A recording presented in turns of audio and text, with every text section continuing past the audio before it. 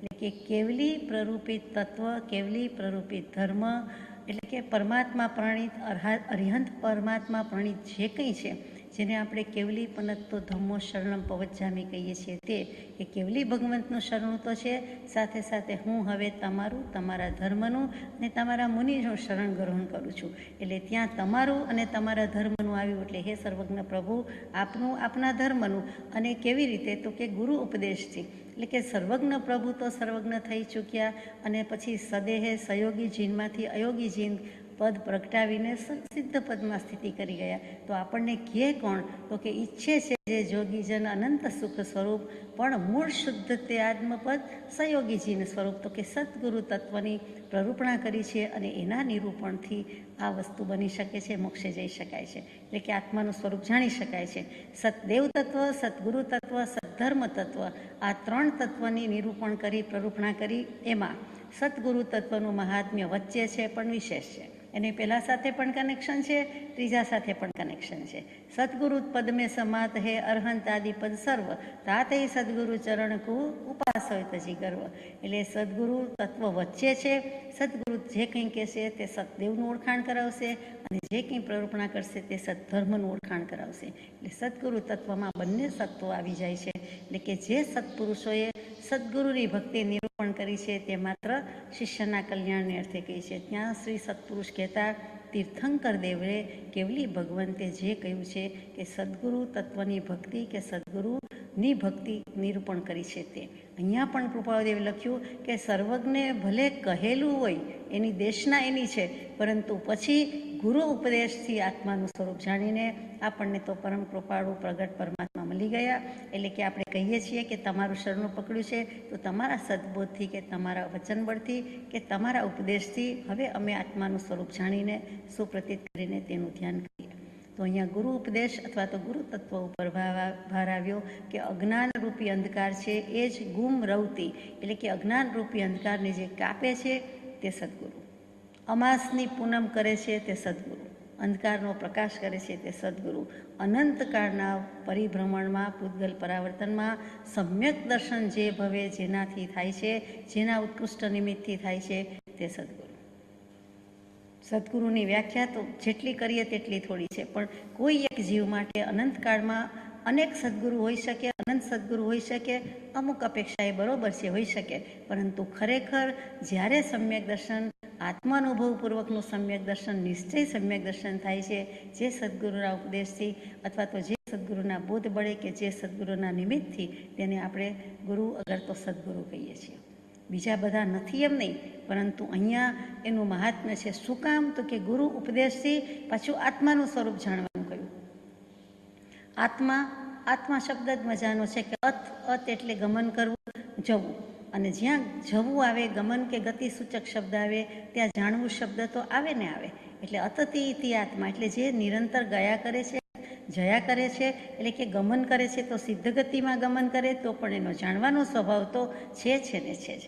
એટલે કે તે આત્મા શબ્દ જ સૂચવે છે કે ગમે ત્યારે ગતિએ કરે છે અને ચાર ગતિમાં કરે છે, ગમન કરે છે, સાથે સાથે જાણવાનો સ્વભાવ, જ્ઞાન સ્વભાવી, સર્વજ્ઞ સ્વભાવી આત્મા તો ક્યારેય મીટી ફેટી જતો નથી. નિગોદના જંતુ જેવા જીવથી માંડીને છેક સિદ્ધ પર્યાય સિદ્ધ પદની પ્રાપ્તિ થાય તો પણ આત્મા છે જ, આત્માનું અસ્તિત્વ છે. એ આત્માનું સ્વરૂપ જાણવાનું. તો કોઈ પણ વસ્તુનું સ્વરૂપ પરમ કૃપાળુદેવ પ્રકાશે કે દ્રવ્યથી, ક્ષેત્રથી, કાળથી અને ભાવથી પ્રજ્ઞાપનીય છે. એટલે કે ચાર રીતે કોઈ પણ વસ્તુનું સ્વરૂપનું જાણી શકાય છે. તો આત્મા પણ વસ્તુ છે, દ્રવ્ય છે, પદાર્થ છે, તો એનું સ્વરૂપ પણ દ્રવ્યથી જાણવું, ક્ષેત્રથી જાણવું, કાળથી જાણવું, ભાવથી જાણવું. તો દ્રવ્યથી આપણે જાણીએ છીએ હું એક છું, અસંગ છું, સર્વ પરભાવથી મુક્ત છું. ક્ષેત્રથી તો કે પોતાની અવગાહનામાં જ હું રહું છું, બીજે ક્યાંય રહેતો નથી. એટલે કે અસંખ્યાત પ્રદેશી છું અને સ્વક્ષેત્રમાં અવગાહના ધરાવું છું, અથવા જ્યાં અવગાહના ધરાવું છું તે મારું ક્ષેત્ર છે. આ ગામમાં, આ મંદિરમાં, સ્થળમાં, ભૂમિમાં, આ નગરમાં, આ દેશમાં આત્મા રહે છે એમ તો વ્યવહારથી કહ્યું જાય છે, ઉપચારથી કહ્યું જાય છે. હકીકતમાં તે પોતાના અસંખ્યાત પ્રદેશી જે કંઈ અવગાહના લઈને બેઠો છે તે મારીએ છે, તે તેનું ક્ષેત્ર છે. કાળથી કહીએ કે સ્વ પર્યાય પરિણામી સમયાત્મક છું. હું અજર છું, અમર છું, શાશ્વત છું. એ કાળથી ત્રિકાલાબાધિત તત્વ છું એ પણ ખરું, અને સાથે સાથે સમયે પરિણમું છું. એટલે કે સ્વ પર્યાય પરિણામી સમયાત્મક છું. અને ભાવથી તો કે હું નિર્વિકલ્પ દ્રષ્ટા છું. આ આત્માનું ખરેખરું સ્વરૂપ આ છે અને આ સ્વરૂપનો લક્ષ્ય થયો નથી, લગભગ દુર્લક્ષ રહ્યો છે. આત્મ સ્વરૂપનો લક્ષ્ય બંધાયા પછી એનો નિર્ણય થયો નથી, એટલે આપણી રઝળપાટ કે રખડપટ્ટી ઊભી છે. હવે કૃપાળુદેવે કહ્યું કે ગુરુ ઉપદેશથી આત્માનું સ્વરૂપ જાણીને, તો ઘણી બધી વ્યક્તિ આવું સ્વરૂપ તો જાણે છે. કેટલા બધા પંડિતો વિદ્વાનો થોકબંધ છે અને થોકબંધ માહિતીથી અને વિવેચનથી વિશ્લેષણ કરીને સમજાવતા હોય છે, લખતા હોય છે, વગેરે વગેરે. તો કેમ થતું નથી? તો પણ આત્માના સ્વરૂપનો અનુભવ અથવા તો લક્ષ્ય કેમ બંધાતો નથી? તો પરમ કૃપાળુદેવે જે વચ્ચેનો કેચ છે અહીંયા મૂકી દીધો છે કે ગુરુ ઉપદેશથી જાતે વાંચી લઈએ છીએ, નિજ મતિ કલ્પનાએ કરીએ છીએ. અગર તો આત્મજ્ઞાની સમ્યક દૃષ્ટિ નથી, જ્ઞાન પરિણમ્યું નથી, એવા પાસેથી સાંભળીએ છીએ. અગર તો લઈએ છીએ એટલે આપણને પણ આત્માનું સ્વરૂપ પ્રતિભાસતું કે ઉભાસતું નથી, એનો લક્ષ્ય થતો નથી. પણ ગુરુ ઉપદેશથી કહ્યું એ જ વાત મૂળ માર્ગ પદમાં મૂકી દીધી કે છે દેહાદિથી ભિન્ન આત્મા રે ઉપયોગી સદા અવિનાશ.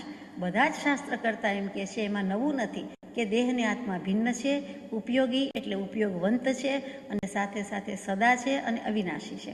ઉપયોગ જીવનું લક્ષણ છે, એટલે સત્ય સનાતન છે, શાશ્વત કાળ સુધી હોય જ છે.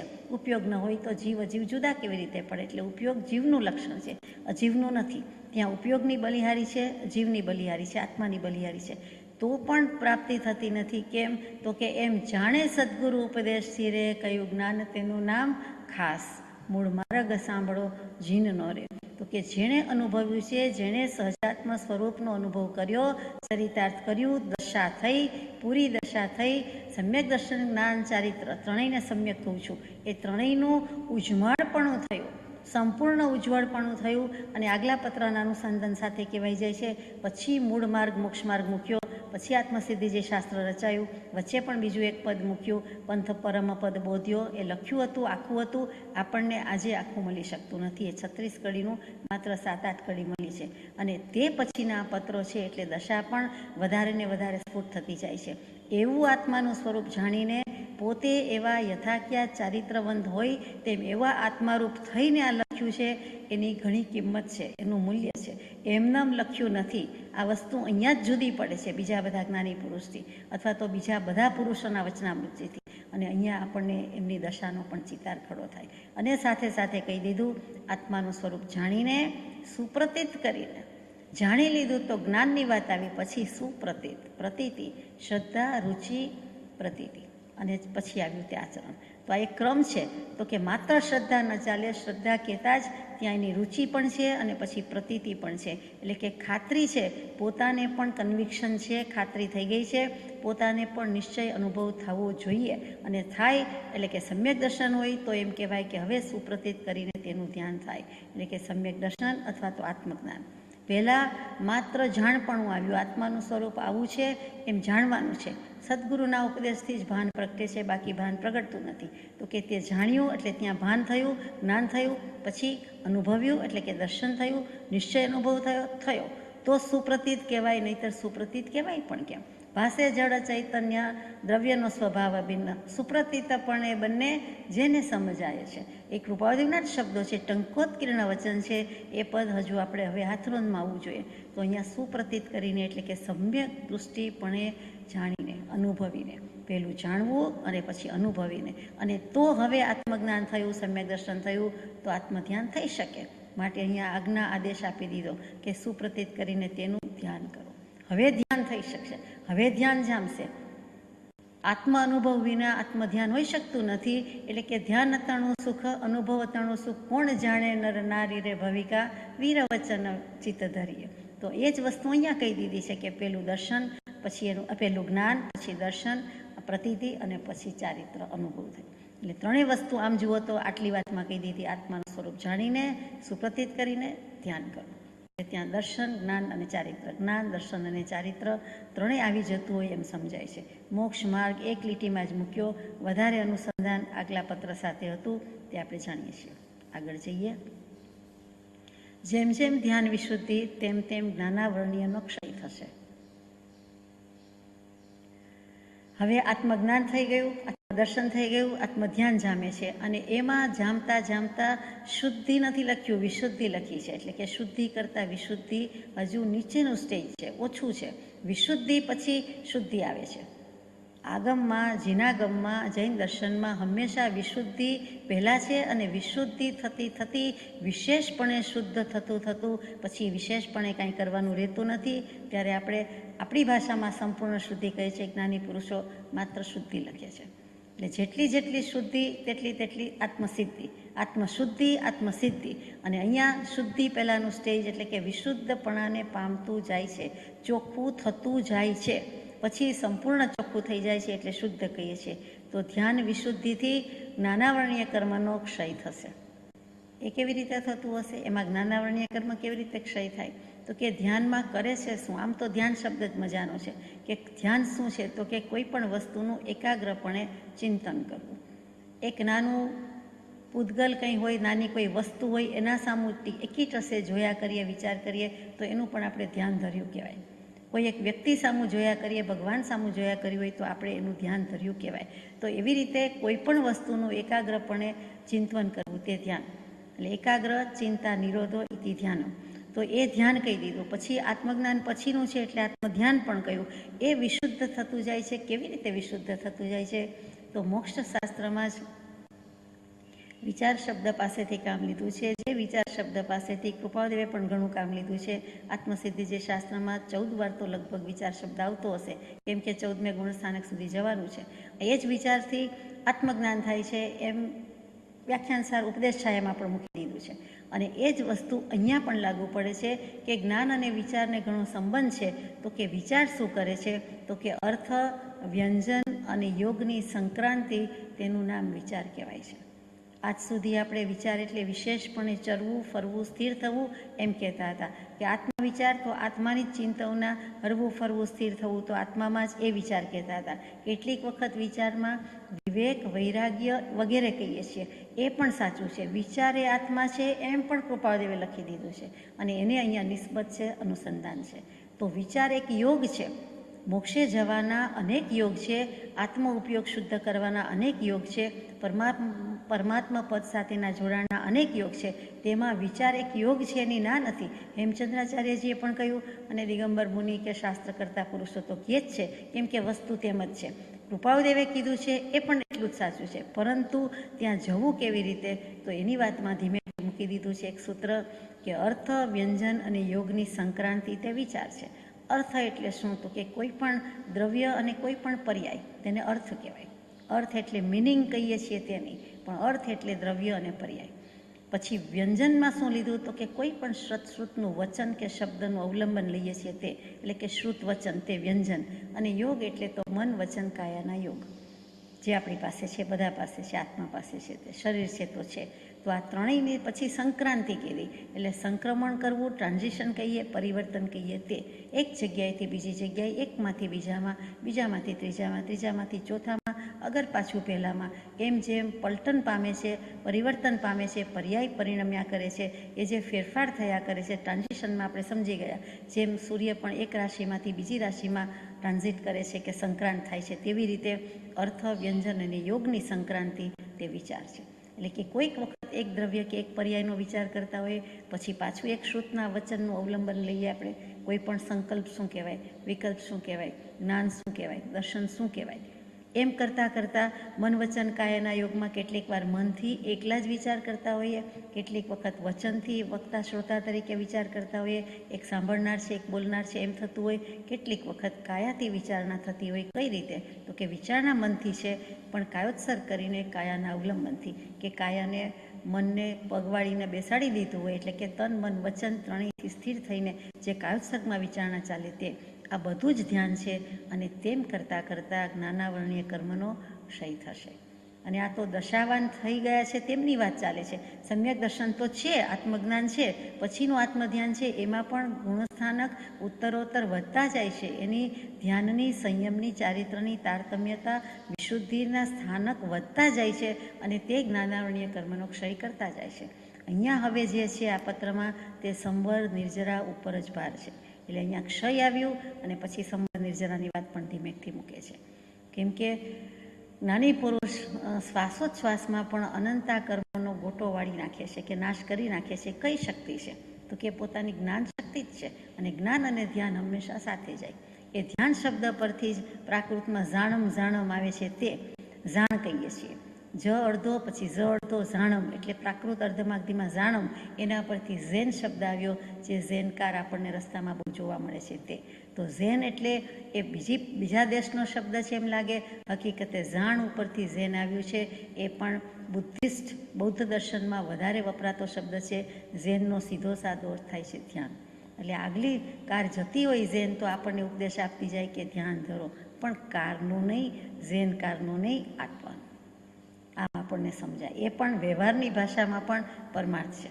તો એ જાણ શબ્દ સમજવું છે એ સાથે છે કે જ્ઞાન અને ધ્યાન. જ્ઞાન ધ્યાન વૈરાગ્યમય ઉત્તમ જહાં વિચાર, એ ભાવે શુભ ભાવના તે ઉતરે ભવપાર. મોક્ષમાળા લખતા પહેલાં ભાવનાબોધ લખાઈ અને પછી પહેલાં મોક્ષમાળા લખાઈ ગઈ, છપાતા પહેલાં ભાવનાબોધ લખાયો. એનું છેલ્લું વચન, એનું અંતિમ મંગલાચરણ જે કહ્યો તે જ્ઞાન ધ્યાન વૈરાગ્યમય. અને પછી તરત જ પરમ કૃપાળદેવે મોક્ષમાળાની ઉદ્ઘાતનો આરંભ કર્યો. તો એ જ જ્ઞાન અને ધ્યાનની વાત છે અને એ જ 12 ભાવનાની વાત છે. આગળ જઈએ કે જે જ્ઞાનાવરણીય કર્મનો ક્ષય કરે છે. અહીંયા મોહનીયના ક્ષયની વાત નથી લીધી. મોહનીય કર્મ તો ક્ષય કે ઉપશમ કે ક્ષયપશમ થયું છે, કેમ કે આત્માનુભવ છે, નિશ્ચય સમ્યક દર્શન છે, પછીની વાત મૂકી છે. માટે ત્યાં મોહનીયના ક્ષયની વાત ન લખતા જ્ઞાનાવરણીયનો ક્ષય થશે એમ લખ્યું. એટલે કે વિચાર લેવલ છે, વિચારની વાત છે, એટલે ત્યાં મોહનીયની વાત નહીં લખી. માન્યતા મચકોડવાની કે મૂકી દેવાની વાત નથી લખી, પરંતુ જ્ઞાનની વાત છે, એટલે જ્ઞાનાવરણીય કર્મનો ક્ષય થશે. આગળ જઈએ કે પોતાની કલ્પનાથી તે ધ્યાન સિદ્ધ થતું નથી. નિજ છંદ મતી કલ્પનાથી તે ધ્યાન સિદ્ધ થતું નથી. તો કેવી રીતે થાય છે? તો કે જ્યારે પણ એ કલ્પના જલ્પના મૂકશે તબ વસ્તુ તીન પાઈ. જ્યારે પણ કલ્પના જલ્પના જશે, અંતરવાચા બહિર્વાચાનો ત્યાગ થશે, ત્યારે તે અનન્ય ઉપયોગ થશે અને ત્યાં જ એને સમાધિ થશે. અગર તો ધ્યાન જામશે, અગર તો શુદ્ધ ઉપયોગ થશે અને તે જ ધ્યાન. ઉત્કૃષ્ટમાં ઉત્કૃષ્ટ વ્રત, નિયમ, તપ, સંયમ બધું જ કરી છૂટ્યો. ક્યારે? તો કે 735માં પત્ર પ્રમાણે તે નિરપેક્ષ અવિષમ ઉપયોગને નમસ્કાર. તે શુદ્ધ ઉપયોગની જ બોલબાલા છે એમ ધીમેકથી લખી દીધું છે, પણ પોતાની કલ્પનાથી તે થવાનું નથી. પણ જે આગળ અનુસંધાન મૂક્યું છે તે ગુરુ ઉપદેશથી, સદગુરુના ઉપદેશથી થશે. નિજ મતી છંદે કલ્પનાએ તો લાખો વર્ષ કાઢી નાખ્યા, કરોડો વર્ષ કાઢી નાખ્યા, કરોડો લાખો હજારો ઉપાય કરી નાખ્યા, તો પણ સિદ્ધ થતું નથી. જ્ઞાનમય આત્મા જેમને પરમોત્કૃષ્ટ ભાવે પ્રાપ્ત થયો અને જેમણે પરદ્રવ્ય માત્ર ત્યાગ કર્યું છે, તે દેવને નમન હો, નમન હો. એટલે કે સર્વજ્ઞ દેવને નમન કર્યા, સદગુરુદેવને નમન કર્યા. કેવી રીતે? તો કે જ્ઞાનમય આત્મા તો છે જ, તો પછી વિશેષતા શું છે? તો કે જેમને પરમ ઉત્કૃષ્ટ ભાવે પ્રાપ્ત થયો. પરમ ઉત્કૃષ્ટ ભાવ એટલે પરમ ઉત્કૃષ્ટ પરિણામ. પરમ ઉત્કૃષ્ટ ભાવ કોને કહેવો? તો કે ભાવની વાત આવે એટલે આગમની અંદર અધ્યાત્મ સૃષ્ટિમાં તરત જ 5 ભાવ આવે, જે મોક્ષશાસ્ત્ર તત્વાર્થ સૂત્રનો 2 અધ્યાયનું 1 સૂત્ર કે ઔપશમિકૌ ક્ષાયિકૌ મિશ્રશ્ચ જીવસ્ય સ્વતત્વમ ઔદયિક પરિણામિકૌ ચ. એટલે કે જીવના મુખ્ય 5 ભાવ કયા? ઔદયિક, ઔપશમિક, ક્ષાયિક, ષપશમિક, અને પછી જે મૂક્યું તે પરિણામિક ભાવ, અને વચ્ચે મૂક્યું તે કે બધાનું સંઘટ્યો થાય, ભેગું થઈ જાય, કમ્પોઝિટ ફોર્મ થઈ જાય, તેનું નામ સાન્નિપાતિક ભાવ. જેમ જીવને વાત, પિત્ત, કફની પ્રકૃતિ હોય, એ 3માં કંઈ અસંતુલન થાય, ઇમ્બેલેન્સ થાય એટલે શરીરમાં રોગ આવે, એવી રીતે પછી સનેપાત ઉપડે છે. તો કે એ 3 દોષ એની પ્રકૃષ્ટ માત્રામાં થઈ જાય એટલે જીવને કોઈને સનેપાત ઉપડે અને ફાવે તેમ બોલ્યા કરે, વધ્યા કરે, પોતાના સ્વરૂપનું કે પોતાનું કોઈ જ ભાન ન હોય, એવી રીતે સનેપાત એ સાન્નિપાતિક ભાવ છે. કે 5 ભાવના જુદા જુદી રીતે ભાંગા પ્રકાર પડે છે એટલે કમ્પોઝિટ ફોર્મ થયા કરે છે. ઔપશમિકનો થોડોક ભાગ, ક્ષાયિકનો થોડોક ભાગ, ને ઔદયિકનો ભાગ, ને એવા બધા સંયોગ ભાવ વિચારવા જેવા છે. અહીંયા આપણે અભિપ્રેત નથી. એ જે ભાવ છે એ બધા ભાવની વાત છે. ભાવ એટલે પરિણામ. ભાવ શબ્દના 25-35 અર્થ થતા હશે. અહીંયા ભાવ પરિણામની વાત કરીએ. આ 5 ભાવ, આ 6 ભાવની વાત નથી. પરમ ઉત્કૃષ્ટ ભાવ કયો કહેવાય? તો કે પરિણામિક ભાવ છે એ સહજ સ્વભાવ અને પરમ ઉત્કૃષ્ટ દશાને પ્રાપ્ત થયો છે, એટલે કે સ્વભાવમાં સ્થિતિ થઈ ગઈ છે, સમ્યક દર્શન જ્ઞાન ચારિત્રની સ્થિતિ થઈ ગઈ છે, તો એ પરમ ઉત્કૃષ્ટ ભાવ છે. ક્ષાયિક ભાવ કેવો કે કેમ એ વિચારું છું કે ક્ષાયિક ભાવ કેવા કરતા પારિણામિક ભાવ, પરમ પારિણામિક ભાવ કેવો વધારે બેસે છે. કેમ કે નિયમસારમાં એ ચારે ભાવને પણ પછી ઉડાવી દીધા છે, કે પર્યાય ગણી નાખી છે, કે ખરેખર તો પારિણામિક ભાવ જીવનો સહજ સ્વભાવ જ મુખ્ય છે. એટલે આપણે અહીંયા પરમ ઉત્કૃષ્ટ ભાવ કહેતા પરમ પારિણામિક ભાવ અથવા તો શુદ્ધ ઉત્કૃષ્ટ પારિણામિક ભાવની વાત લઈએ છીએ, એટલે કે સહજ સ્વભાવની વાત લઈએ છીએ. પેલા 5 ભાવ કે 6 ભાવના નામ આમાં આવતા નથી. એ જેમાં સમાય છે, જેના બળે, જેના પરિણામે કાર્યસિદ્ધિ આ જ કરવાની છે, સ્વભાવ સિદ્ધિ જ કરવાની છે, તે પરમ ઉત્કૃષ્ટ ભાવ તે પ્રાપ્ત થયો. અને જેમણે પરદ્રવ્ય માત્ર ત્યાગ કર્યું છે, તે દેવને નમન હો, નમન હો. પરદ્રવ્ય માત્રને એટલે કે પર તે પર ને સ્વ તે સ્વ એવું જેણે કરી નાખ્યું છે, એટલે કે સંપૂર્ણ કર્મનો સર્વથા ક્ષય કરી નાખ્યો છે, એવા સિદ્ધ પ્રભુ. અને તે પહેલાં જેમને પ્રગટ્યો છે, સદેહે વિચરે છે તેવા અર્યંત પરમાત્મા, કે જેમણે 4 ઘનઘાતી કર્મનો ક્ષય કરી દીધો છે, એમણે પરદ્રવ્ય માત્ર ત્યાગ જ કરી દીધેલો છે. એટલે કે સમ્યક દૃષ્ટિએ ત્યાગ કર્યો છે, પણ આંશિક કર્યો છે. જ્યારે આ બધા જ્ઞાની પુરુષોએ સંપૂર્ણ, સર્વથા, સમસ્ત રીતે અને શાશ્વત કાળ માટે ત્યાગ કરી દીધો છે. તે દેવને નમન હો, નમન હો. ત્યાં દેવ લખ્યું છે તો સદગુરુ પણ દેવ કહેવાય, અને સહયોગી જીનને સદગુરુ દેવ કહેવાય. કેવલી પ્રભુ કહી દઈએ છીએ, વિતરાગ કહીએ છીએ તો પણ સદગુરુ દેવમાં સમાવેશ થાય છે. અને તે નિર્ગ્રંથ ગુરુદેવ છે એ પણ ખરું, અને સર્વજ્ઞ દેવ છે તે પણ ખરું. એટલે બંને લઈ લીધા છે, અને તેમને નમન હો, નમન હો. અહીંયા હવે તપશ્ચર્યાની અને નિર્જરાની વાત સાથે અનુસંધાન આવે છે, તે વિચારીએ. એને અનુસંધાનમાં વિચારીએ કે 12 પ્રકારના નિદાન રહિત તપથી કર્મની નિર્જરા, વૈરાગ્ય ભાવના ભાવિત, અહમ ભાવ રહિત એવા જ્ઞાનીને થાય છે. હવે અહીંયા તપસ્યાથી નિર્જરા થાય કે કેમ એ વિચારવાનું છે. પેલું લખ્યું કે 12 પ્રકારના. 12 કોના પ્રકાર છે? તો કે તપશ્ચર્યાના પ્રકાર છે. તપના પ્રકાર 12 છે. તપવું 2 પ્રકારે, આંતરિક રીતે અને બાહ્ય રીતે, આપણે જાણીએ છીએ. તો આભ્યંતર તપ અને બાહ્ય તપ. તો બાહ્ય તપ વધારે અગત્યનું કે આભ્યંતર તપ વધારે અગત્યનું? જ્ઞાની પુરુષોએ તો બંને 6 પ્રકારના મૂકી દીધા છે. આપણે વિચારવાનું છે કે આભ્યંતર તપ લેતા પહેલાં આપણે બાહ્ય તપનો વિચાર કરીએ. કે બાહ્ય તપ જે બધા કરી ચૂક્યા છે આજ સુધીમાં, કે અનશન પહેલું તો, કે અશ એટલે જમવું, અન્ન ખાવું, વાપરવું. અશ પરથી ને અને અદ પરથી અન્ન શબ્દ આવ્યો છે. તો કે અનશન, અનઅશન એટલે કે ખાવું પીવું નહીં, કાંઈ વાપરવું નહીં, 4 પ્રકારના આહારનો ત્યાગ, અથવા 3 પ્રકારના આહારનો ત્યાગ, અથવા અમુક ત્યાગ, એને આપણે અનશન કહીએ. જે સંથારો સમાધિ મરણ, જે સમાધિ મરણ નહીં પણ સમાધિ જ લઈએ, કે અનશન સંથારો જ લઈએ, સલ્લેખના લઈએ, ત્યારે તો બધો ત્યાગ કરે છે, ક્રમશઃ ત્યાગ કરે છે, પણ કરે છે. તેની વાત છે તો કે એ પણ છે. અને 1 ઉપવાસ, 2 ઉપવાસ, 3 ઉપવાસ વગેરે કરીએ છીએ, આંબીલ વગેરે કરીએ છીએ, એ પણ અનશન તપમાં આવ્યું, આપણે જાણીએ છીએ. જોકે કેટલાક સમયનું છે, થોડા સમયનું છે, તો એને ઈત્વરિક કહેવાય, એટલે કે થોડાક કાળનું છે, લિમિટેડ સમય છે. અને જે યાવત જીવન કે યાવત કથિત કહીએ છીએ, તે આ જીવન છે, કે હવે આ જન્મ ધાર્યો છે, હવે દેહ મૂકવાનો વારો આવ્યો છે, અને હવે આજથી જ્યારે પણ દેહ પડે ત્યાં સુધી 25 દિવસ થાય, 55 દિવસ થાય, 75 દિવસ થાય, પણ હવે આ દેહે કાંઈ ગ્રહણ કરવું નથી, અને આહારનો ત્યાગ કરે છે. 4 પ્રકારના આહારનો કરે છે, કેટલીક વખત પાણીની છૂટ રાખે, 3નો કરે વગેરે, આપણે જાણીએ છીએ. તો આ બધું અનશન અને બાહ્ય તપમાં આવ્યું, ઈત્વરિક અને યાવત કથિત. પછી ઉણોદરી તપ કહીએ છીએ, જેને શાસ્ત્રીય ભાષામાં અવમૌદાર્ય કહેવાય છે. ઉદર એટલે પેટ, અને અવ એટલે ઓછું, માન અપમાન, એમ અવ ઉદર એટલે કે પેટમાં જેટલી જરૂર હોય, ઈચ્છા હોય, ભાવ હોય, એના કરતાં થોડું ઓછું જમવું, તેનું નામ ઉણોદરી તપ, અવમૌદર્ય તપ. એમાં બહેનો માટે 28 કોળિયા સરેરાશ કહેવાય છે, ભાઈઓ માટે 32 કોળિયાનું ભોજન સપ્રમાણ કહેવાય છે. એમાંથી એના કરતાં ઓછું જમવું તે ઉણોદરી તપ છે. 8 જ કોળિયા જમવું, એટલે કે આપણી રોટલીના 4 બટકા થાય કે 8, ખબર નહીં, તો કે 1 જ રોટલી, અથવા બહુમાં બહુ 2 રોટલી, પણ અહીંયા 1 રોટલી ગણીએ, અને એમાં જે 8 કોળિયા થઈ જાય, કે 2 રોટલીના 8 કોળિયા થઈ જાય, એટલે પૂરું થઈ જાય જમવાનું, તે ઉણોદરી તપ છે. એ ઉત્કૃષ્ટ ઉણોદરી તપ છે. પોતે વિચારવાનું છે કે 8 કરવા, 28 કરવા કે 32. 28 અને 32થી વધારે તો બહેનો અને ભાઈઓએ લેવાની આજ્ઞા છે જ નહીં, એમ શાસ્ત્રો કહે છે, ભગવાન કહે છે. પછી એમાંથી જે પ્રમાણે કરવું તે એ ઉણોદરી તપ. ઉણોદરી તપ અનશન કરતાં અઘરું પડે છે. આપણે જાણીએ છીએ કે એ વખતે ઈચ્છાનો રૂંધવી અથવા ત્યાગ કરવો અઘરો છે. ન જ જમવું તો એક જ નામ, પણ ભાણા પર બેઠ્યા પછી થોડુંક જમવું અને થોડુંક છોડી દેવું, અથવા તો ન વાપરવું, કે ઓછી રુચિ રાખવી, તે અઘરું તપ છે. ત્યાર પછી વૃત્તિ સંક્ષેપ અથવા તો વૃત્તિ પરિસંખ્યાન. અહીંયા વૃત્તિના પણ 25-30 અર્થ થાય, પણ અહીંયા વૃત્તિ એટલે આહાર આજીવિકા કહીએ તે, એટલે કે આહાર આજીવિકા પણ નહીં.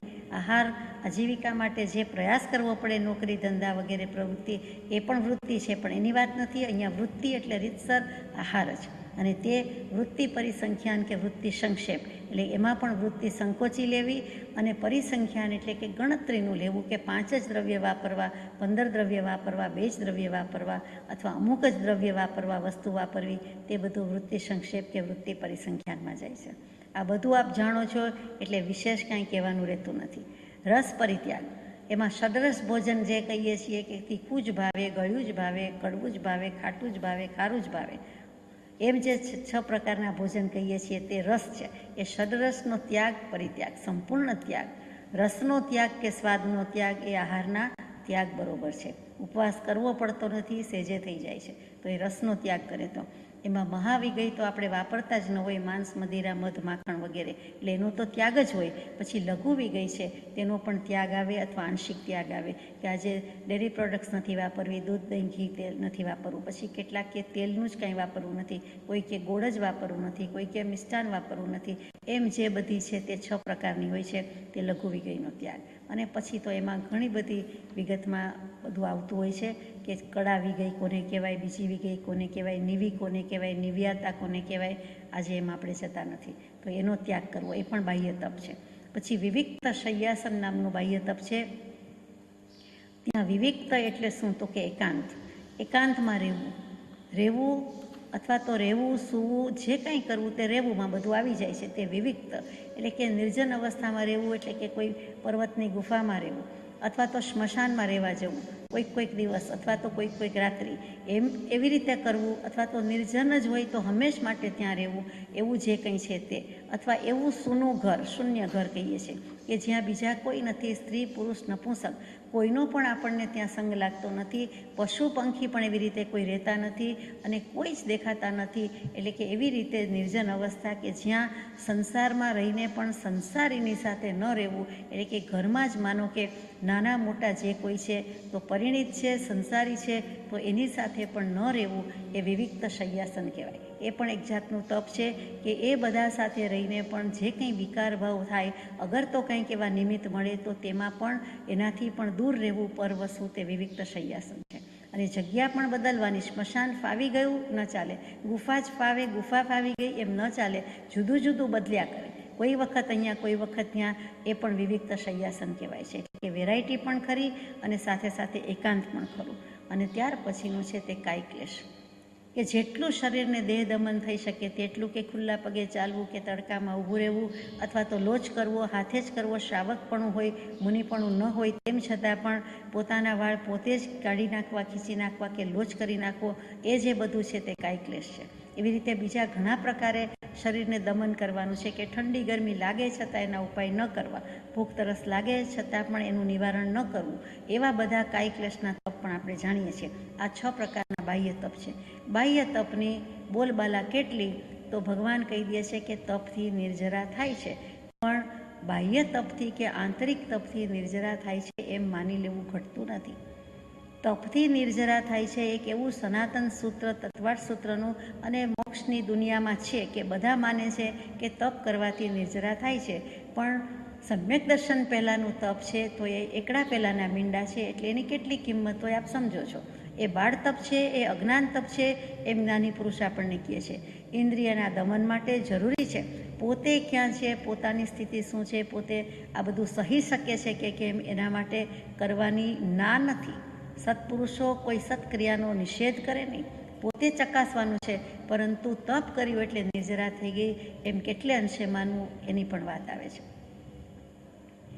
તો આગળ જઈએ આભ્યંતર તપ ઉપર. એ કોને કહેવાય? તો કે પહેલામાં પહેલું આભ્યંતર તપમાં મૂક્યું તે પ્રાયશ્ચિત મૂક્યું. એ પણ 6 પ્રકાર છે. પ્રાયશ્ચિત, અહીંયા પ્રાયશ્ચિત એટલે આપણે પસ્તાવો કહીને રહી જઈએ છીએ, પણ પ્રાયઃ એટલે ઘણું કરીને એવો અર્થ અહીં થતો નથી. અહીંયા પ્રાયઃ એટલે અપરાધ થાય છે, કોઈ પણ ગુનો કે દોષ કે ભૂલ કરીએ તે અપરાધ. અને ચિત્ત એટલે શુદ્ધિ કરનાર, શુદ્ધ કરનાર, એટલે કે અપરાધને જેનાથી શુદ્ધ થઈ જાય, ક્ષમા થઈ જાય, તેવું જે કંઈ તપ છે તેનું નામ પ્રાયશ્ચિત છે. એટલે વાત તો એક જ છે, પણ ભૂલની કબૂલાત અથવા તો ભૂલનો એકરાર, એને તપ કહી દીધું નથી, પરંતુ ત્યાર પછી જે મૂક્યું છે તે કે અપરાધ શુદ્ધ કરનાર, એટલે કે હવે હોય ભવિષ્ય કે પ્રતિજ્ઞા કે હવે ન થવું જોઈએ, હવે મારો અપરાધ ભૂલ દોષ થવો ન જોઈએ, એનું નામ પ્રાયશ્ચિત છે. એના પણ 9 ભેદ છે, અત્યારે આપણે એમાં જતા નથી. પછીનું તપ છે તે વિનય છે, એ પણ 4 પ્રકારનો વિનય છે. આમ તો ઘણા પ્રકાર છે, 13, 52, 66 એવા અનેક પ્રકારના વિનય કીધા છે. વિનય તો મોક્ષે લઈ જાય તેવું છે. શબ્દ જ સૂચવે છે કે વિનયતી અપનયતી, કોનાથી દૂર લઈ જાય છે?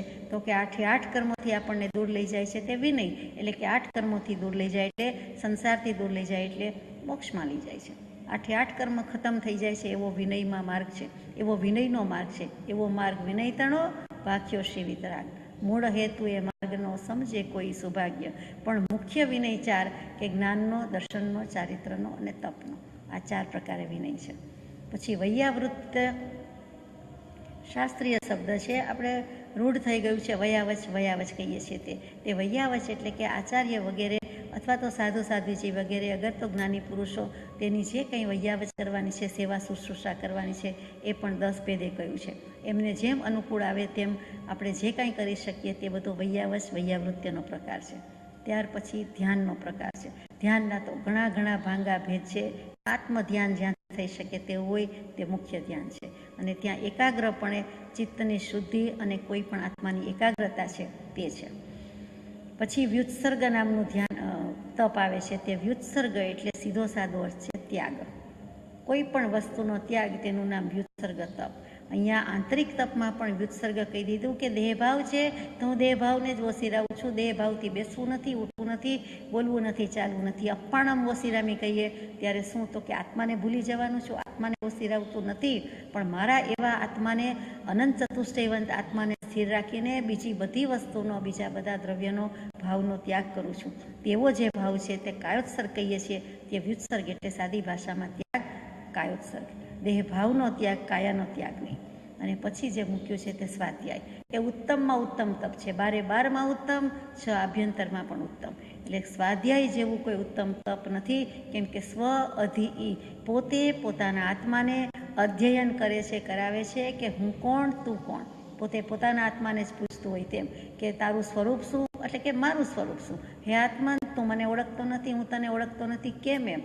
તારી પાસે આટલું બધું છે છતાં મને મારા આત્માના સ્વરૂપનું કે તારું જ ભાન નથી થયું. એમ કરીને પોતે પોતાને જ ભણાવે છે, શીખવાડે છે, પોતાનું અધ્યયન કરે છે, બીજાને અધ્યયન કરાવતો નથી, પરંતુ પોતાનું જ કરે છે. એનું નામ સ્વ અધિ. પોતે પોતાના પ્રત્યે જાય છે, પોતાનો અધિકાર, પોતાની માલિકી, પોતાની શુદ્ધ જ્ઞાન ચેતના છે એનું ભાન થાય છે, પછી એનો એ સ્વામી થઈ જાય છે. તેના માટેનો જે કંઈ પ્રયત્ન, પુરુષાર્થ, તેનું નામ સ્વાધ્યાય. સ્વ અધિ વત્તા ઈ એટલે પણ જવું જ છે, જાણવું જ છે, તો કે આ સ્વાધ્યાયનો અર્થ છે. તો આ બધા તપ છે. હવે આપણે આગળ જઈએ કે 12 પ્રકારના નિદાન રહિત તપથી કર્મની નિર્જરા. નિદાનના અર્થ ઘણા બધા થાય. નિદાન શબ્દ જ મજાનો છે. સૌથી વધારે વ્યવહારમાં વપરાય તે રોગી હોય અને પછી કહીએ દર્દી હોય અને કહીએ કે શું નિદાન કર્યું, ડાયગ્નોસિસ શું છે, એટલે નિદાન શું થયું? તો ત્યાં શું થયું? ડૉક્ટરને પૂછીએ, વૈદ્યને પૂછીએ કે જાણીએ કે બીજાને કહીએ તો કે એનું મૂળ કારણ શું છે. નિદાન એટલે મૂળ કારણ શું છે એ થયું. પછી અહીંયા એનો અર્થ બેસતો નથી કે ભવરોગનું મૂળ કારણ શું છે, એમ અહીંયા બેસતો નથી. અહીંયા નિદાનનો અર્થ જુદો થાય છે. પછી નિદાન એટલે આપણે દોરડું કે રસ્સી કહીએ છીએ એ પણ કહેવાય.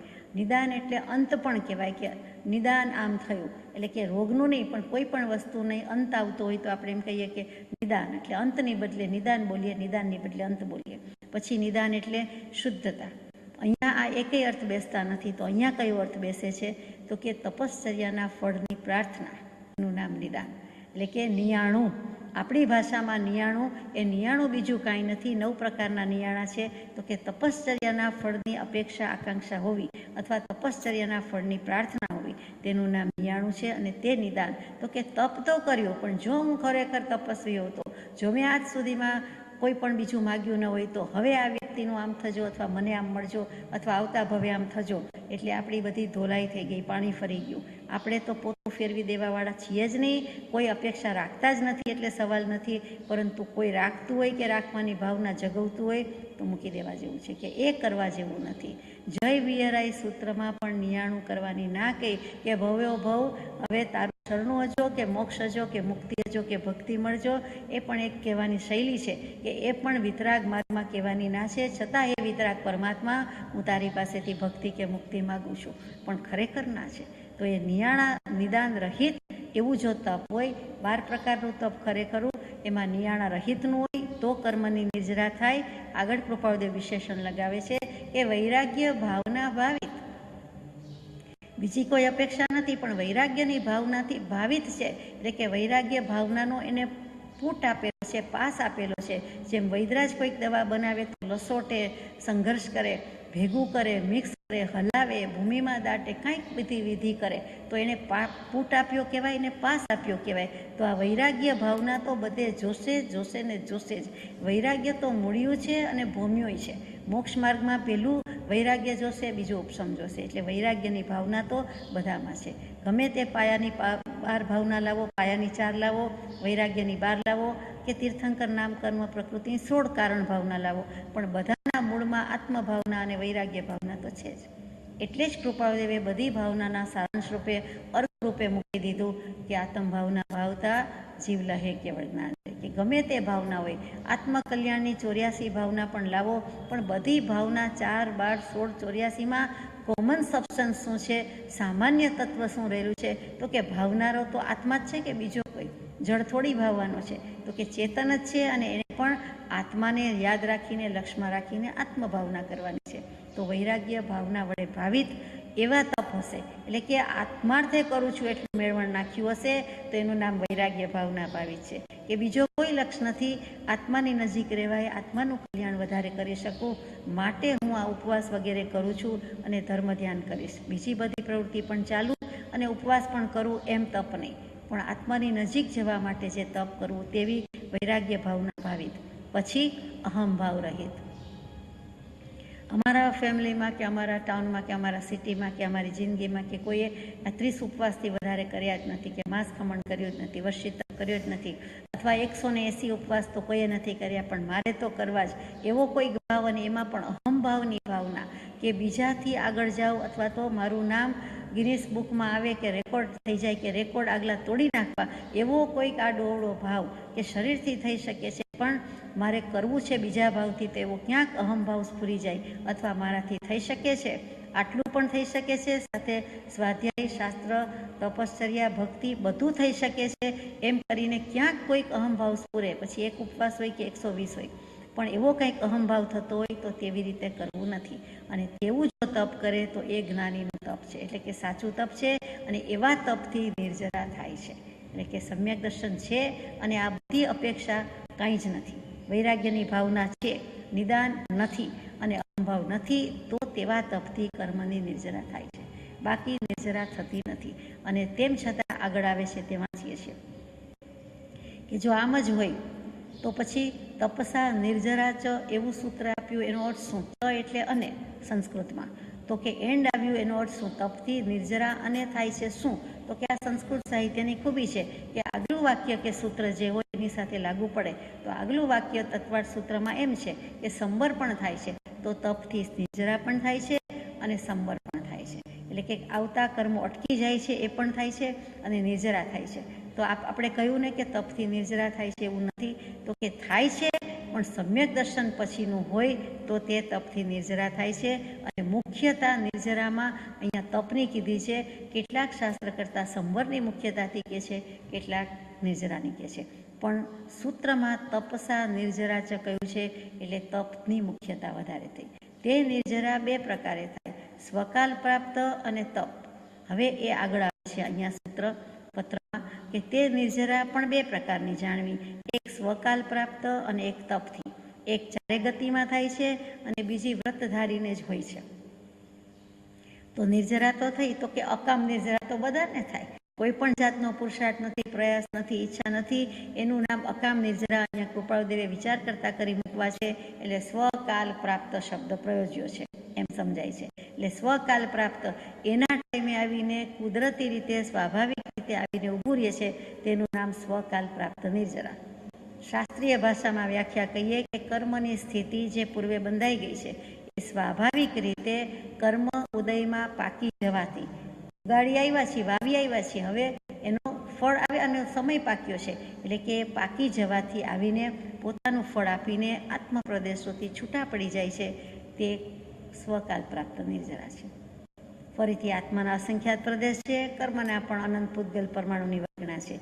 એ કર્મની સ્થિતિ બંધાઈ ગઈ છે, એનો કાળ પાક્યો, સમય પાક્યો, એટલે સ્વાભાવિક રીતે કર્મ ઉદયમાં આવી ગયા, પાકી ગયા, પાકું ફળ થઈ ગયું. અને પાકું ફળ જેમ ખરી પડે છે, કોઈ નિમિત્ત જોઈતું નથી. પવન હોય તોય ઠીક, ન હોય તોય ઠીક, હોય તો વધારે જલ્દી થાય, નહીં તો એમ જ પોતાનો સમય પાક્યો અને એકદમ નીચે ખરી પડે છે.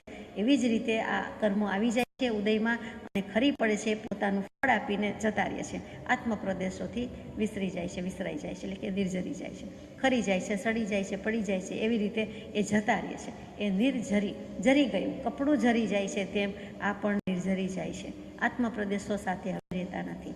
પણ કેવી રીતે થયું? સ્વકાલ, પોતાનો સમય પાક્યો અને નિજી પ્રાકૃતિક રીતે આવીને વિખેરાઈ ગયા. એવા કર્મનો નિર્જરા તો આપણે અનંતકાળથી કરતા આવ્યા છીએ, જેને આપણે અકામ નિર્જરા કહીએ છીએ, કે પોતે કાંઈ જાણતો નથી, કોઈ પુરુષાર્થ પ્રયત્ન નથી, પણ એનો સમય પાક્યો હતો એટલે આપોઆપ ઓટોમેટિક થઈ ગયું. હવે બીજી કેવી નિર્જરા છે? તો કે તપથી કર્મની નિર્જરા થાય છે. તો કે એક ચારે ગતિમાં થાય છે, સ્વકાલ પ્રાપ્ત નિર્જરા ચારે ગતિમાં કર્મ ઉદય છે અને પછી નિર્જરી જાય છે. અને બીજી એટલે કે તપથી થતી નિર્જરા તે વ્રતધારીને જ હોય છે. એ વ્રતધારી એટલે નિહિશલ્યો વ્રતી, એટલે કે 3 પ્રકારના શલ્ય છે જે ભોંકાય છે, કાંટાની જેમ ભોંકાય છે, એ જતા રહે છે. કયા 3 પ્રકારના શલ્ય?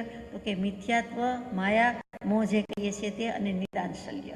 એટલે હમણાં જે વાત થઈ તે નિયાણું. એટલે મિથ્યાત્વ ન હોવું જોઈએ, નિયાણું ન હોવું જોઈએ અને માયા ન હોવી જોઈએ. તો એ 3 પ્રકારનું જે છે તે વ્રતિ કહેવાય છે, સમ્યક દૃષ્ટિ કહેવાય છે, અને તેની નિર્જરા સાચી નિર્જરા છે. તેને તેના તપથી નિર્જરા થાય છે, બાકી બીજાને હોતી નથી. અહીંયા આપણને આ વસ્તુ સ્પષ્ટ બેસી જાય છે કે તપથી નિર્જરા છે, પણ કેવી રીતે છે? તો કે સમ્યક દર્શન હોય, એકડો હોય તો એકડા પછીના બધા મીંડા વસૂલ છે, સાર્થક છે, લેખે છે. આગળ જઈએ કે એવી બધી નિર્જરાનો ક્રમ બતાવ્યો છે કે કેવી રીતે થાય છે, કે કોને કેટલી નિર્જરા થાય છે. એક કૃપાદેવ આગળ કહે છે કે જેમ જેમ ઉપશમની વૃદ્ધિ થાય તેમ તેમ તપ કરવાથી કર્મની ઘણી નિર્જરા થાય. વૈરાગ્ય અને ઉપશમ સાથે જાય છે, એટલે વૈરાગ્ય તો હતો જ, વૈરાગ્ય ભાવના ભાવી તપ, અને એના પરિણામે ઉપશમ પણ હતો, એટલે ઉપશમની પણ વૃદ્ધિ થતી જાય છે. જે શરૂઆતમાં જ વચન મૂક્યું છે તે, કે જેમ જેમ ધ્યાન વિશુદ્ધિ તેમ વર્ણ્યનો ક્ષય થશે. તો એ ઉપશમની વૃદ્ધિ થતી ગઈ, એમ એમ તપ કરવાથી કર્મની ઘણી નિર્જરા થાય. એટલે કે સમ્યક દર્શન છે, આત્મજ્ઞાન છે, ઉપશમ વૃદ્ધિ પામે છે. મોહનીય કર્મ ઉપશમમાં હશે તો ચાલશે, ક્ષય થઈ જાય તો સૌથી સારું, નહીં તો ઉપશમ હશે તોય ચાલશે.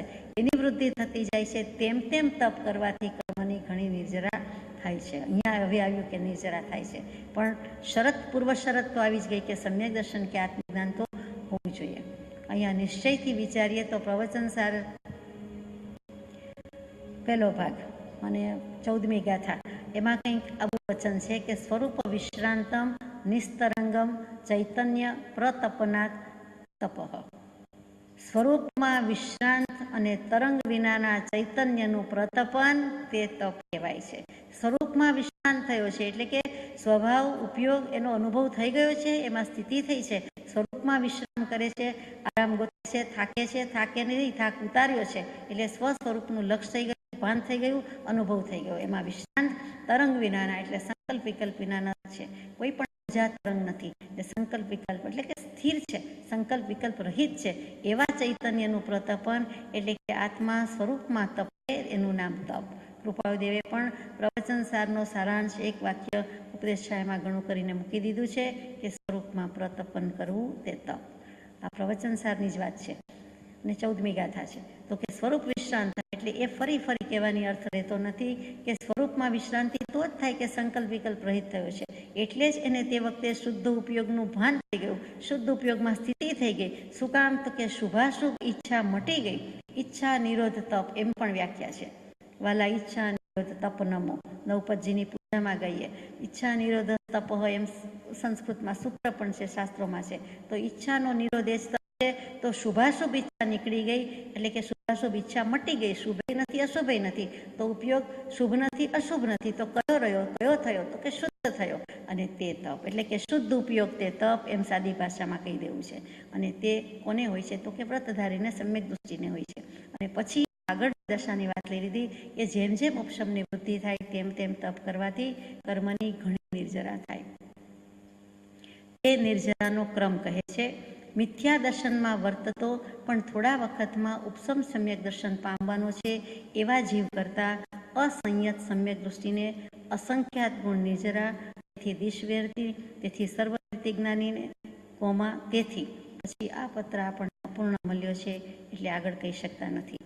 પરંતુ શાસ્ત્રમાં જે ક્રમ મૂક્યો છે તે જ ક્રમ હોઈ શકે અને તે જ છે કૃપાદેવે લખ્યું છે. એટલે અહીંયા આપણને સમજાવ્યું છે કે કોની બોલબાલા છે? તો કે સમ્યક દર્શનની બલિહારી છે, બોલબાલા છે. મિથ્યા દર્શનમાં વર્તો પણ થોડા વખતમાં ઉપશમ સમ્યક દર્શન પામવાનો છે એવા જીવ કરતા, હજુ પામ્યો નથી પણ અસંયત સમ્યક દૃષ્ટિને અસંખ્યાત ગુણ નિર્જરા છે. તો આની માટે એક શાસ્ત્રમાં, મોક્ષ શાસ્ત્રમાં સૂત્ર છે, તેનો વિચાર કરીએ. તત્વાર્થ સૂત્ર યાને મોક્ષ શાસ્ત્ર 9મો અધ્યાય, અને એની શરૂઆતમાં જ એક સૂત્ર આવે છે, અંતમાં આવતું હશે કે સમ્યક દૃષ્ટિ, શ્રાવક, વીરતા, અનંત વિયોજકા, દર્શન મોક્ષપકો, પ્રશમકો એટલે કે ઉપશમકો, પ્રશાંતમોહ એટલે ઉપશાંતમોહ, આગળ સંધિ થઈ ગઈ. પછી ક્ષપક, પછી ક્ષીણમોહ, જીનાહા, ક્રમશઃ અસંખ્ય ગુણ નિર્જરાહા. એટલે કે અહીંયા 10 વ્યક્તિ બતાવી, 10 સ્થાનક બતાવ્યા, 10 પદવીધારી બતાવ્યા કે તેની અસંખ્યાત ગુણ નિર્જરા થતી હોય છે. એકથી બીજાની, બીજાથી ત્રીજાની, ત્રીજાથી ચોથાની, એવી રીતે કોણ કોણ આવ્યા? તો આપણે ધીમેથી વિચારીએ કે સમ્યક દૃષ્ટિ. પહેલું સમ્યક દૃષ્ટિ લીધું છે કે બીજાને તો નિર્જરા થતી નથી એટલે સવાલ નથી. તો પહેલું સમ્યક દૃષ્ટિને જે નિર્જરા થાય છે તેના કરતાં બીજો કોણ? તો કે શ્રાવકને વધારે નિર્જરા થાય છે. સમ્યક દૃષ્ટિ કરતાં શ્રાવક વધારે, એ કેવી રીતે? તો સમ્યક દૃષ્ટિ તો શ્રાવક તો થયો જ ને, નથી થયો? તો કે ના, સમ્યક દૃષ્ટિ અને શ્રાવક વચ્ચે એક ડિસ્ટન્સ છે, થોડોક ગેપ છે, જુદા શબ્દો છે.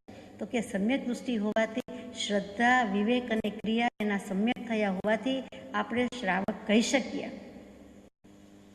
ફરીથી, શ્રદ્ધા, સાચી શ્રદ્ધા, આત્માની શ્રદ્ધા, વિવેક, સાચો આત્માનો વિવેક, દેહ આત્માનો થયો તે, અને સત્ક્રિયા કરે છે એટલે ક્રિયા, શ્રવક એટલે શ્રદ્ધા, વિવેક, ક્રિયા. એ રીતે આપણે સમ્યક દૃષ્ટિ કહીએ. એટલું જ નહીં, આત્મજ્ઞાન ત્યાં મુનિપણું, તે સાચા ગુરુ હોય ત્યાં પણ સમ્યક દૃષ્ટિ જ કહ્યું છે. તો હોઈ શકે, થઈ શકે, એને જે નિર્જરા થાય છે તેના કરતાં શ્રાવકને નિર્જરા વધારે થાય છે. કેમ કે જ્યારે શ્રાવક કહીએ ત્યારે સમ્યક દર્શનને, કદાચ સમ્યક દૃષ્ટિને વ્રત ન પણ હોય. સમ્યક દર્શન થઈ ગયું હોય પણ હજી એકેય પ્રકારનું વ્રત, તપ, નિયમ, પચખાણ ન હોય એ બને. જેમ કે ક્ષણિક મહારાજા, શ્રી કૃષ્ણ મહારાજા, એમને ક્ષાયિક સમકિત, તેમ છતાં એક પણ વ્રત પચખાણ નથી. એટલે ત્યાં સમ્યક દૃષ્ટિ જ કયા, માત્ર સમ્યક દૃષ્ટિ કીધા. અને એથી અધિક કોને નિર્જરા થાય? તો કે શ્રાવક. શ્રાવક કહેતા સમ્યક દર્શન છે અને કેટલાક અણુવ્રતનું ગ્રહણ કરી શકે છે, કેટલાક વ્રત, નિયમ, પચખાણ છે, એટલે કે ત્યાગ છે. તો કે સમ્યક દૃષ્ટિ વત્તા શ્રાવક, એટલે કે સમ્યક દર્શન પણ થયું અને શ્રાવકપણું પણ છે. આ શાસ્ત્રોક્ત વાત છે. કાર્તિકેય અનુપ્રેક્ષામાં કાર્તિકેય સ્વામી ફરમાવે છે, કૃપાદેવ વચનામૃતજીમાં પ્રકાશે છે, અને મોક્ષ શાસ્ત્રમાં વાચક ઉમાસ્વાતીજી ફરમાવે છે. એટલે બધાનો એક જ મત છે અને તે આપણે વિચારીએ છીએ. સમ્યક દૃષ્ટિ નંબર 1, એના પછી એટલે કે એના કરતાં વધારે અસંખ્યાત ગુણી, થોડીક વધારે નહીં, એ શ્રાવકને છે. એટલે શ્રાવક કહેતા જન્મ્ય શ્રાવક, મુમુક્ષુને આત્માર્થી એમ નહીં કહી દીધા, એમ નહીં, ખરા અર્થમાં શ્રાવક કે જેને સમ્યક દર્શન પણ છે અને આંશિક ત્યાગ પણ છે, દેશવીરતી પણ છે, થોડાક અણુવ્રત વગેરે ધારણ કર્યા છે, તો એ શ્રાવક. શ્રાવકના પ્રકારની વાત ફરી કોઈક વખત આપણે જો કે ઉપદેશ છાયામાં લીધું જ છે. ત્યાર પછી વિરતિ, સંપૂર્ણ વિરતિ છે. એટલે કે 12 વ્રત, પંચમહાવ્રત ગ્રહણ કર્યા છે. શ્રાવકના 12 વ્રત કહીએ છીએ પણ મુનિના પંચમહાવ્રત કહીએ છીએ. તો એને પણ જે કંઈ અસંખ્યાત ગુણી નિર્જરા થાય છે તે થાય છે. કેમ કે બધો જ ત્યાગ છે, સર્વસંગ પરિત્યાગ છે, એટલે કેટલાક આશ્રવ આવતા જ નથી એમ કરીને સંવર જ છે, એટલે એમની અસંખ્યાત ગુણી નિર્જરા કહી. પહેલું સમ્યક દૃષ્ટિ, એના કરતાં વધારે શ્રાવકજી. શ્રાવક પછી વિરતિ, મુનિધારી છે તે, વિરતિધારી છે તે. ત્યાર પછી અનંતાનુબંધી વિયોજક, એટલે કે વિસંયોજક કહીએ છીએ તે, એટલે કે અનંતાનુબંધી 4 કર્મનો ક્ષય કરી દીધો છે તે. એટલે કે ઘણી વખત સમ્યક દર્શન થઈ ગયું પણ પણ ચારે ચાર કશાય ઉપશમમાં હોય, અહીંયા તો ક્ષય કર્યા છે. અનંતાનુબંધી વિસંયોજક પારિભાષિક શબ્દ છે, એટલે કે કર્મગ્રંથમાં આવતો શબ્દ છે, તેનો ક્ષય કરનાર છે. તેના કરતાં વધારે દર્શન મોહક ક્ષપક, એટલે કે અનંતાનુબંધીની ચાર અને જે બીજી કહીએ છીએ મિથ્યાત્વમોનીય, મિશ્રમોનીય, સમ્યક્તમોનીય, એ દર્શન મોહ ક્ષપક એટલે કે સાથે સાથ પ્રકૃતિનો ક્ષય કરી નાખ્યો છે, એની નિર્જરા વધારે છે. તેના કરતાં વધારે મોહ ઉપક્ષમક આવે છે, એટલે કે દર્શન મોહ તો ગયો પણ ચારિત્ર મોહ પણ ઉપશમાવ્યો છે, એટલે એની નિર્જરા વધારે છે. ત્યાર પછી ઉપશાંત મોહી છે, એની નિર્જરા વધારે છે. ત્યાર પછી ક્ષીણ મોહી છે, એની વધારે નિર્જરા છે. આ એક એકની નિર્જરા અસંખ્યાત ગણી વધતી જાય છે. એક ટકો નહીં, 100% તો કે ટકામાં વાત જ નથી આવતી, અસંખ્યાત ગણી, એટલે આંકડામાં સંખ્યામાં માપી કહી શકાતી નથી. એ અસંખ્યાત ગુણ નિર્જરા ઉપર ભાર છે.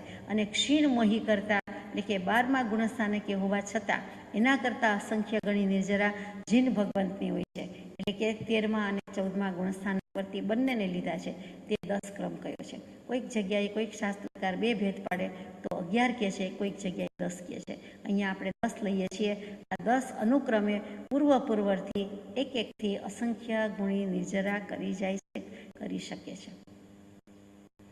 અહીંયા કૃપાળુદેવને અધૂરું રહ્યું પણ નહીં જેવું જ છે, કેમ કે મિથ્યા દર્શનમાં વર્તો પણ થોડા વખતમાં ઉપશમ સંકિત પામવાના છે એવા જીવ કરતા, એટલે કે હજુ તો પામવાના છે, પરંતુ મિથ્યા દર્શનમાં વર્તો એટલે મિથ્યાત્વી કરતા, એમ લખ્યું છે કે જે જીવ અસંયત સમ્યક દૃષ્ટિ છે, એટલે કે સમ્યક દૃષ્ટિને અસંખ્યાત ગુણી નિર્જરા છે, પરંતુ નિર્જરાની શરૂઆત છે પણ અસંયત છે, એટલે કે એને અવિરતિ છે, કોઈ વ્રત નિયમ પછાણ નથી, એવાને અસંખ્યાત ગુણ નિર્જરા. અને તેથી દેશવિરતિ એટલે શ્રાવકથી વધારે નિર્જરા છે, કેમ કે એમાં સમ્યક દર્શન પણ છે અને વ્રત નિયમ પછાણ પણ છે. ત્યાર પછી સર્વવિરતિ જ્ઞાની કયા, એટલે કે મુનિ કહી દીધા, સાધુ સાધ્વીજી કહી દીધા, સર્વસંગ પરિત્યાગી કહી દીધા. અને તેથી એમ કરીને અહીંયા અધૂરું રહ્યું છે, પણ આપણને અધૂરું ન લાગે એટલે આપણે વ્યાખ્યાન સાર 2માં 17મા બોલમાં 4થી કલમમાં આ વસ્તુ કે આ મુદ્દો કૃપાળુદેવે પોતે જ લખ્યો છે, અને તે આપણે યથાશક્તિ વિચારેલું છે.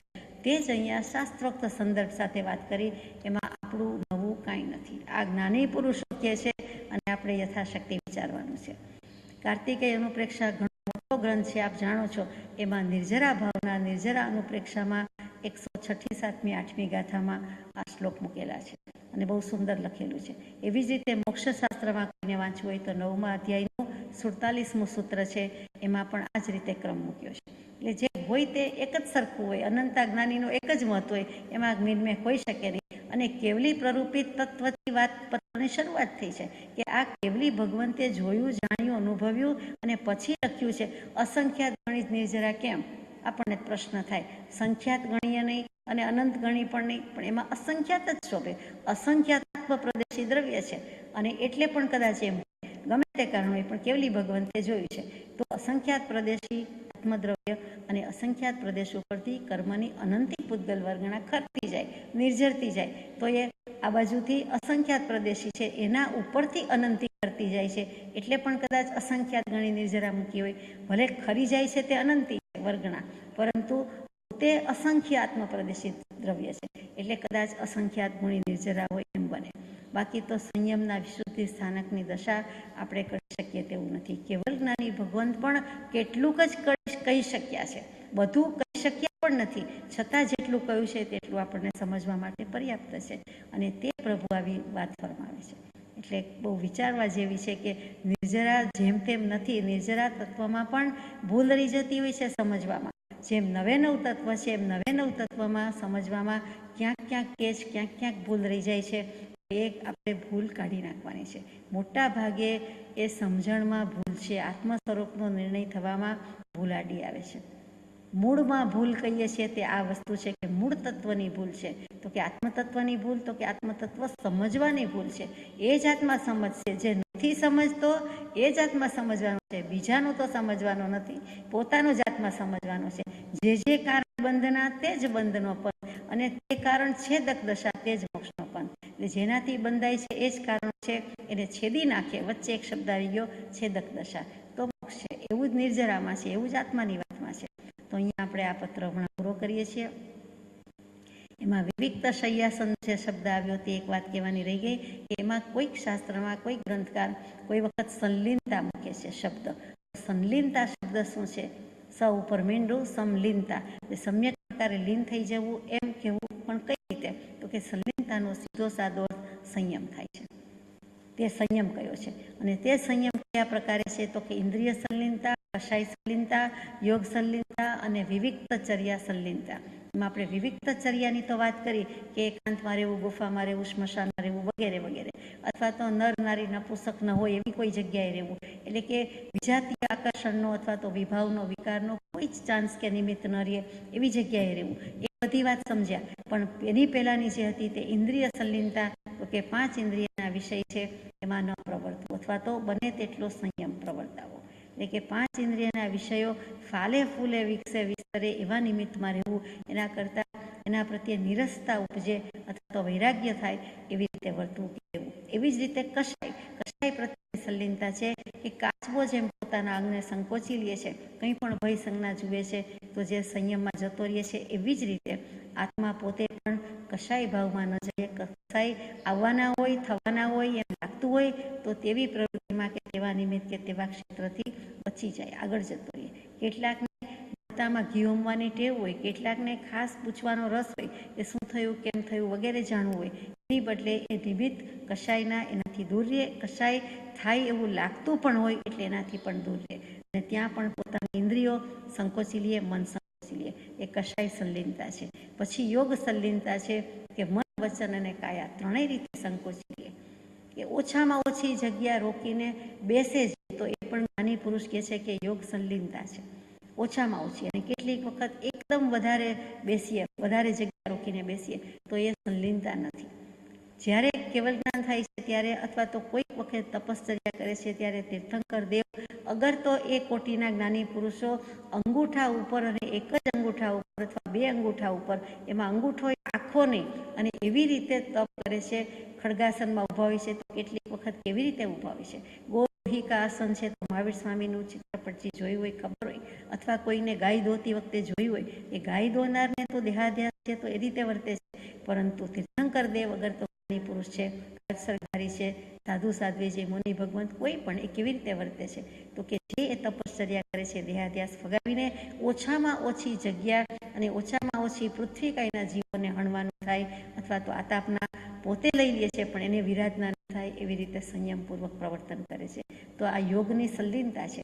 એવી રીતે જે જીવ મન, વચન, કાયાના યોગ સંકોચીને કરે છે, વચનની પ્રવૃત્તિ ઘણી સંકોચી લે, મૌન રાખે, બાહ્ય વાચા અંતરવાચા બંને, એ પણ એક જાતનું તપ જ છે, મોટું તપ છે. એવી રીતે મન ઉપર કંટ્રોલ હોય, મન જીતી લીધું હોય, કેમ કે આત્મા જીત્યો, મન જીત્યો તો આત્મા જીત્યો, આત્માને વશે તો એને પોતાના સ્વભાવનું સુખ છે. તો ત્યાં મન, વચન, કાયાના યોગની સંલીનતા છે. વચન કાયા ગમે તેમ વર્તા હોય તો પણ મન સંકોચી લીધું છે, સંવરી લીધું છે, તો એ મન સંલીનતા છે. આ 4 પ્રકારે અહીંયા આપણને ભેદ આપેલા છે. અંતમાં નિત્ય નિરંજન અંતર્જામી રહો નિરંતર અંતરમાં, સમતામાં રમતા રાજેશ્વર દીઠા નહીં દેશાંતરમાં. સમય સમય તુજ ચરણ કમળની છત્ર છાયો રછાઈ રહો, નિષ્કારણ કરુણાની કથની વચન વિષેદ સમાય અહો. સજાત્મ સ્વરૂપ.